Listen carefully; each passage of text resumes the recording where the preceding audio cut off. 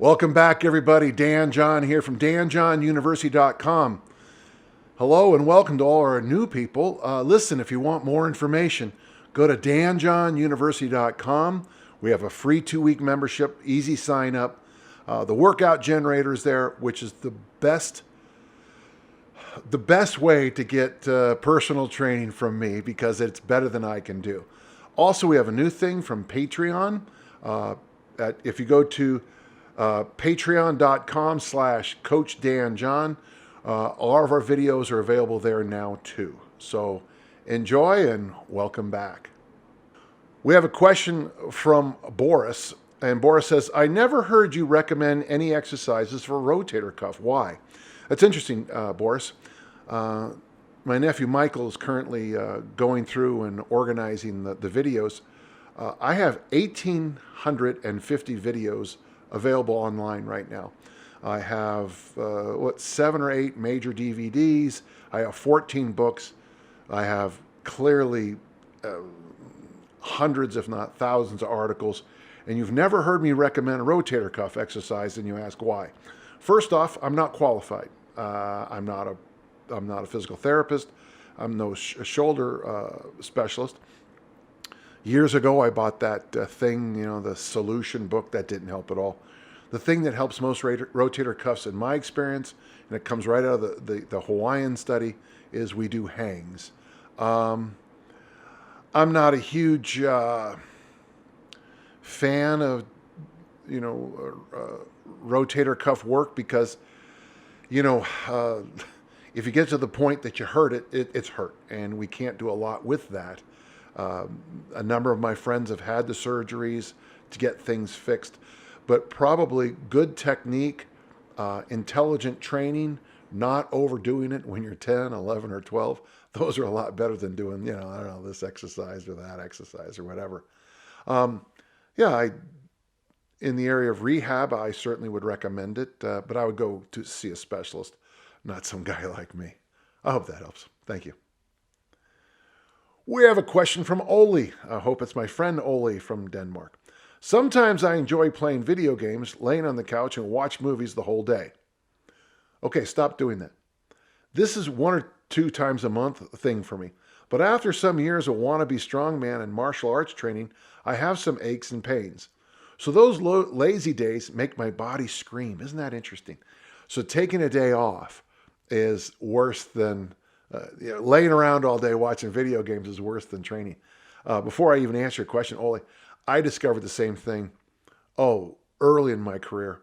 For me, a day off wasn't nearly as restorative as a true easy day. Now, the problem is it's real hard to have an easy day when you're a psychopath. So I had to come up with things like what we do now with Tonic Thursday, where Mike Brown leads us the entire workout, and all we do is an hour of original strength, Tim Anderson's original strength. A day playing Frisbee in a park or at a beach seems a lot more restorative to me than, getting a massage, sauna, and all the rest. I know it sounds crazy, but I have found sometimes with a real deep tissue massage, I lose a couple days after that because I feel so crappy. I guess all those little issues I have that's just the glue holding me together. All right, let's continue. Any advice on how to make the body resilient for lazy days? Wow, preparing yourself for lazy days. Oli, you have taken this notion of being lazy to a high level, and I'm impressed. I think so. And you have a couple things there like original strength, hiking, strength work, goblet squat, loaded carries, and so on. I'm 29. Really, for me, I think there's certain movements that are better than others.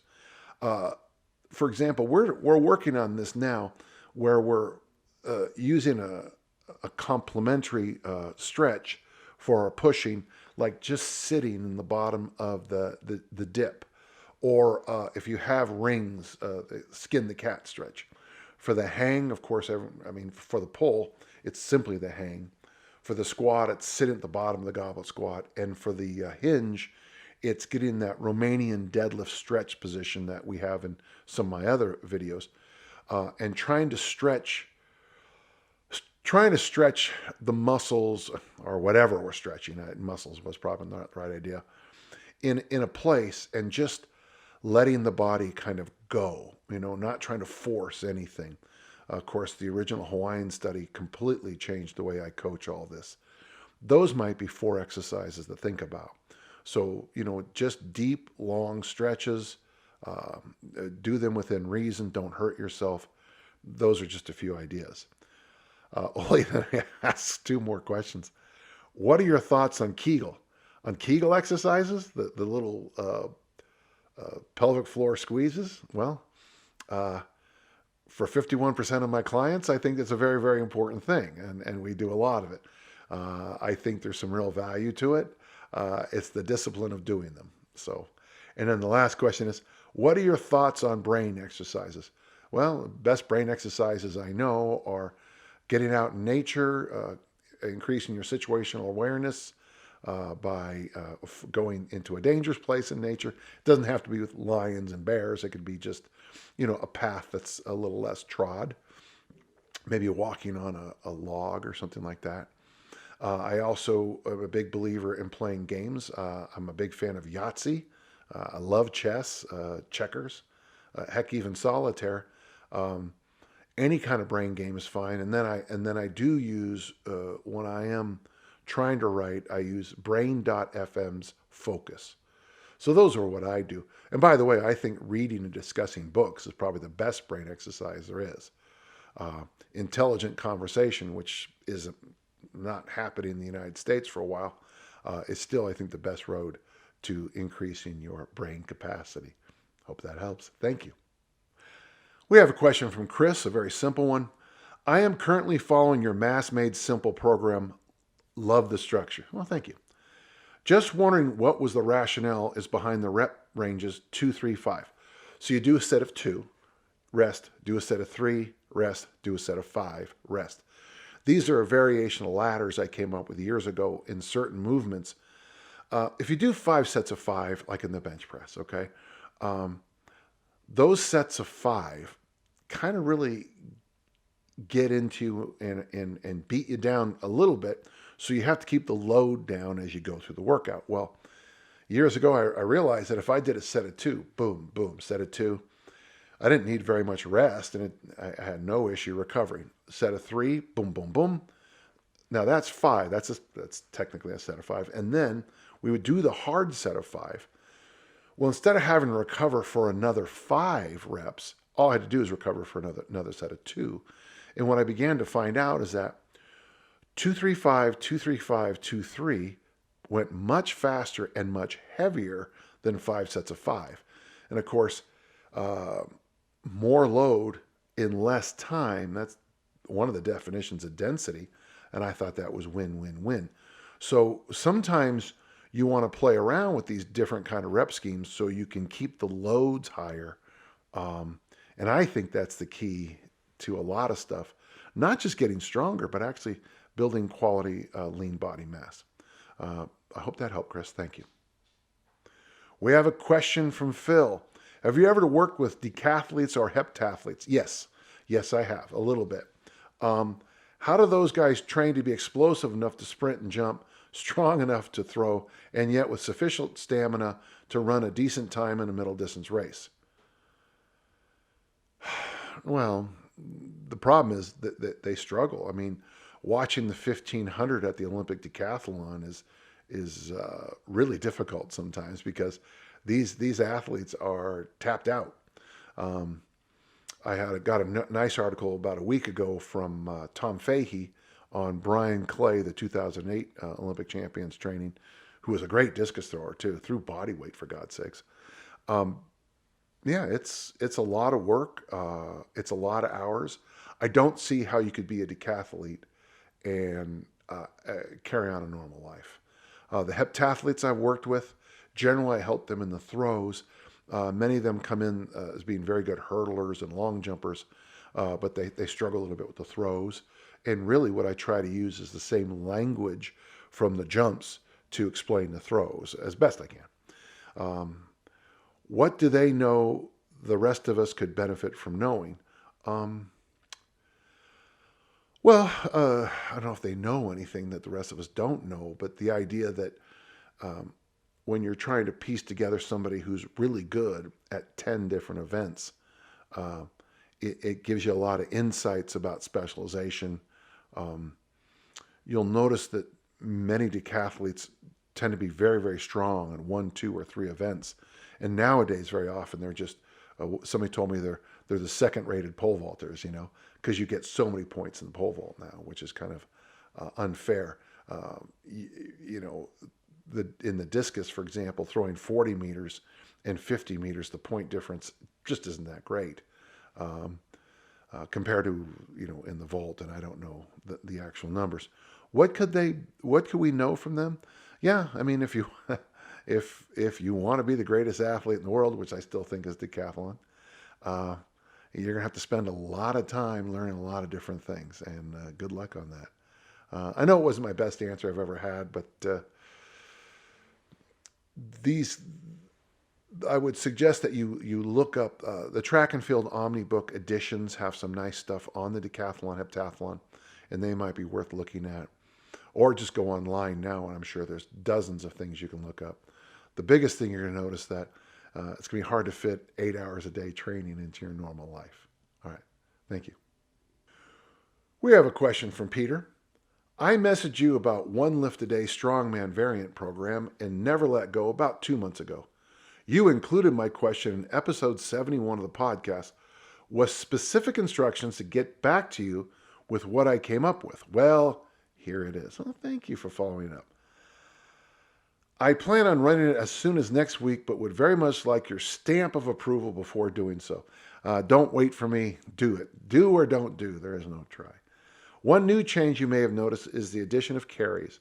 You covered adding carries for work capacity into the one lift a day program in a previous podcast episode and cited it as a big deal.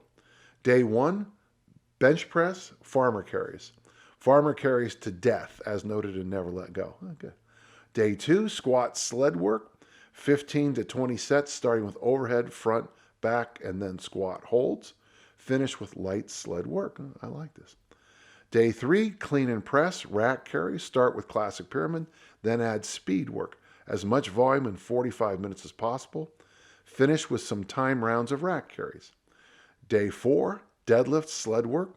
Day 3, squat workout, but with deadlift variations. Finish with slightly heavier sled work. I like it. Day 5, rest. And day 6, synergy. And he says an important thing. I'm currently struggling with coming up with a synergy workout. I don't compete in strongman and don't have access to specialized equipment like Atlas stones or yokes, but I simply like the idea of running a time gauntlet. Do you have any resources or suggestions for this dilemma? Well, I don't have any suggestions, but what you can do, I mean, it's pretty simple. If you can take the weights outside, put the barbell next to the farmer bars, clean and press till failure. With a relatively, maybe a medium lightweight, something you can get 12 to 25 reps, something that's going to really gash you a little bit, and then put the bar down and walk away with the farmer bars, and at the end of the farmer bars or whatever, do a sled thing, and then have a finisher. That's what we used to do, was just have these medleys. We would just kind of put pieces of equipment every so often, and you had to do something. What's weird about it is that the kind of exhaustion you get at the end of that, because you are hitting so many different kinds of energy systems.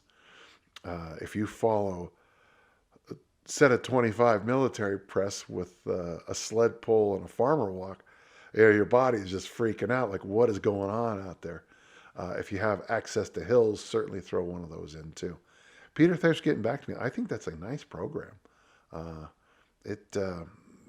don't think you're missing very much there.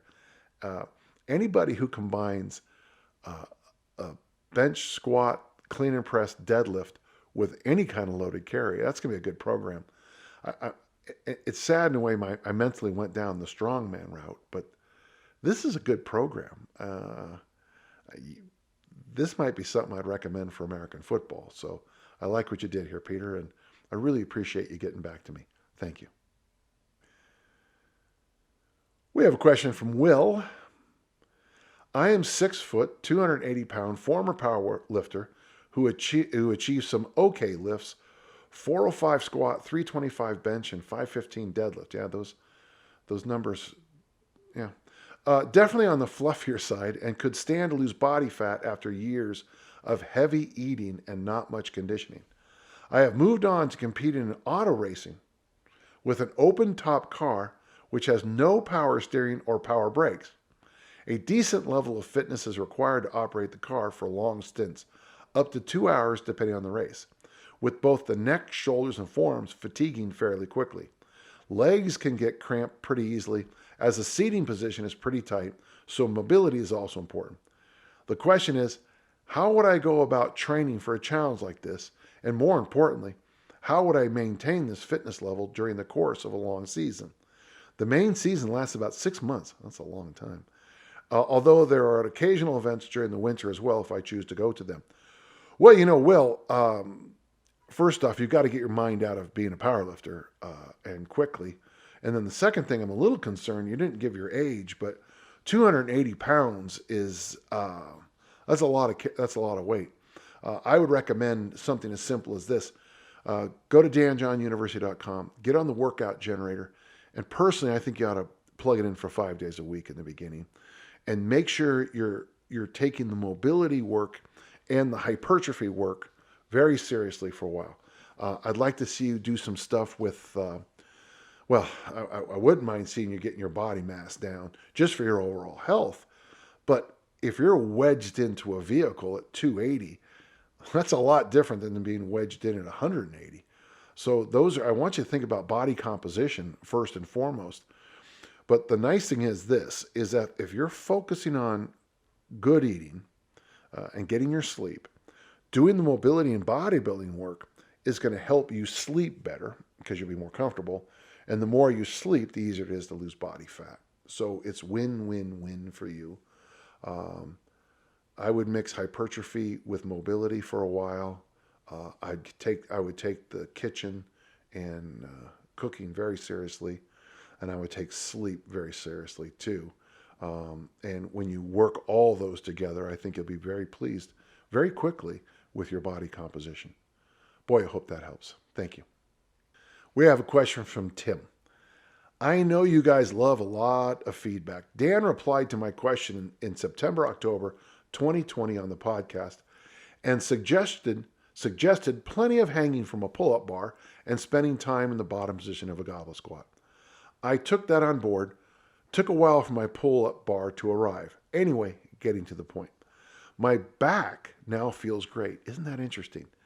I've noticed the same thing with myself, is when my shoulders are taken good care of with my hanging and not being too stupid, my back feels better. When my hips feel better, my back feels better. It's interesting. Better than it has in years. His back feels better than it has in years. I have also find doing reps of scap pull-ups and scap pull-up holds really beneficial for my back. Just have to make sure that I have found something that works really well, that I don't stop doing it. Thought I would let you know. Thanks so much, Tim. So Tim reminds me of, I have it's the 1 minute mobility magic, whatever you want to call it.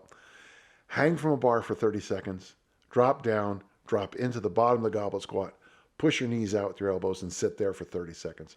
1 minute a day to mobility. And it sounds too good to be true, but it's very inexpensive. You do have to have something to hang from. And I've been told by a lot of people that just about anything works.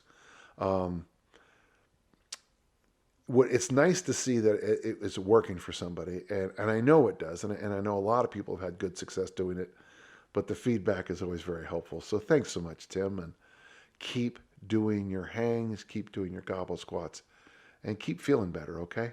Thanks so much. We have an interesting question from John. I'm 35 years old and have dealt with chronic depression since I was a child. Years of therapy and medication with a couple different doctors have had no effect. At this point, I've accepted my brain simply has some faulty wiring that's never going away. Oh, bless you, John. I'm sorry to read that. The challenge for me is coping with these symptoms. You've mentioned on the podcast that you also suffer from depression. Well, thanks for reminding me. John, for total candor, I've had a number of very serious concussions. I took a discus in the head, and honestly, it should have killed me. I don't know. In fact, I don't know why it didn't, frankly. And I have a fairly serious case of that post-concussion stuff. And of course, I played football for a long time, and I've had concussions come easier and easier and easier to me. The thing that's helped me the most, but this is just me, I'm not reaching out to anybody else, is once I was told that depressive darkness came from the concussions, it really was an eye-opener for me. And so now what I can do is I can compartmentalize it. I can say, oh, I'm feeling dark, I'm feeling blue. Well, that's okay. That comes from the concussion. That's not me. And I got to tell you, that little phrase really freed me up. At those times, I then focus, alcohol, no friend of depression. So I cut out the alcohol, try to sleep more, and I try to meditate a little bit smarter. How have you been able to build and maintain healthy habits despite it? Are there any coping strategies you can share that have worked for you?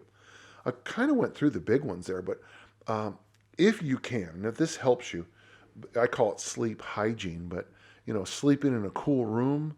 I have those little masks. I get them from Delta when I fly. Those cheap little eye masks. Sometimes I'll sleep with my earbuds in, and I thought they were right there. Well, here's one set of them. I sleep in with earbuds, and sometimes I'll sleep. The program I use, I have two programs.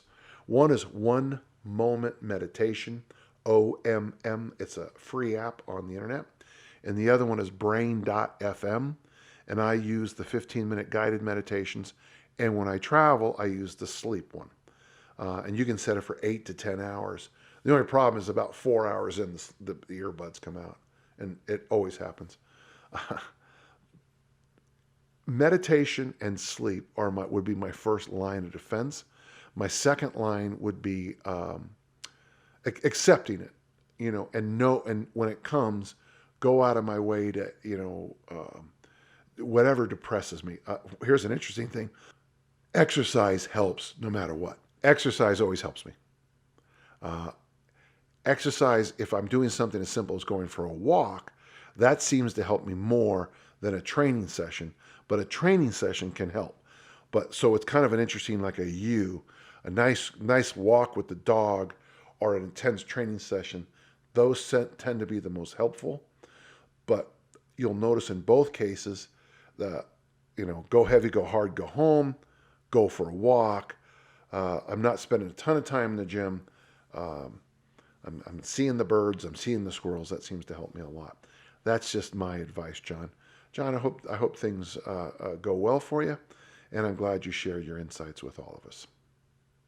Well, there you go, episode 82 in the books. Now listen, if you have questions, email me at podcast@danjohnuniversity.com. I'll do my best to answer each and every one.